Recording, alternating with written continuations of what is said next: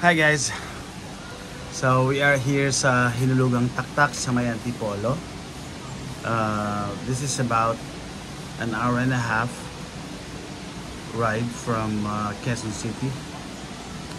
So maganda rin dito, no? Walang entrance fee. Sponsored by the local government of Antipolo, Rizal. Maganda siya.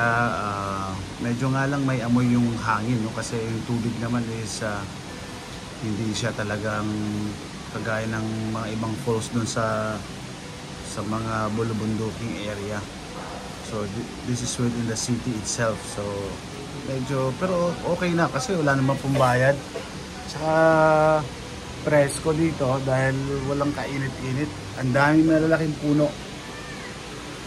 And apart from the falls, yung pinaka-highlight nila, meron din silang spider web na spider walk, parang ganun, tatayo ka dun, which you can see in the video.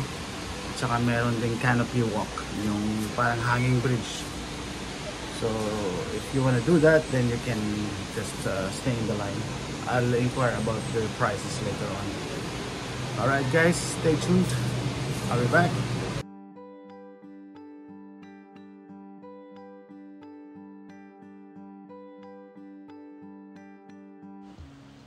Wow, meron ding swimming pool. Libre din po yan. Wala din pong bayad. And you know what? Napakabait ng mga tao dito. I mean, yung staff na nag-maintain ng venue. So, parang may mga lifeguard din na nagbabantay, sinasabihan kung ano yung mga maling ginagawa ng mga tao. So, it's very safe and very cozy. Very refreshing kasi nga sa dami ng puno na nakapalibot. Meron din sila mga cottages where you can bring food. Basta ang importante lang ay huwag iwanan yung mga basura ninyo everywhere.